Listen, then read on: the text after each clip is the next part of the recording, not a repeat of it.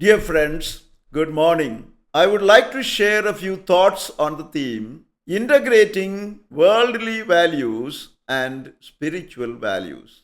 Human life involves a balancing act between two realms, the visible and the invisible, the temporal and the eternal. On the one side stand worldly values such as the pursuit of wealth, status, power, and pleasure. On the other side rise spiritual values such as truth, compassion, humility, and inner peace. Both sets of values shape our choices, but they lead us toward very different destinations. Worldly values, though glitter, are temporary. They are rooted in the material and social dimensions of life. They emphasize, firstly, success and achievement, measured by wealth, fame, or influence. Secondly, pleasure and comfort as markers of a good life. Thirdly, competition and comparison, where worth is often defined by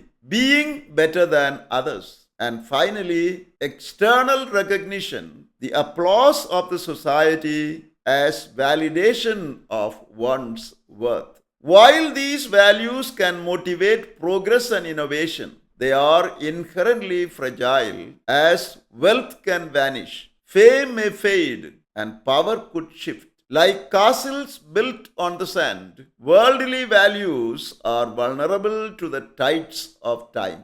In contrast, the spiritual values are eternal and the everlasting. They are states of hearts and mind. They emphasize, firstly, compassion and kindness, seeing others not as rivals but as fellow travelers. Secondly, humility and gratitude, recognizing life as a gift rather than an entitlement. Thirdly, truth and integrity, living in alignment with higher principles rather than convenience. And finally, inner peace and contentment, which remain steady even when external circumstances change. These values are less about what we accumulate and more about what we become. They are like deep roots that anchor a tree, unseen yet essential for survival in storms. A meaningful and balanced life calls for integrating both worldly and spiritual values, giving them their right place in life. This involves, firstly,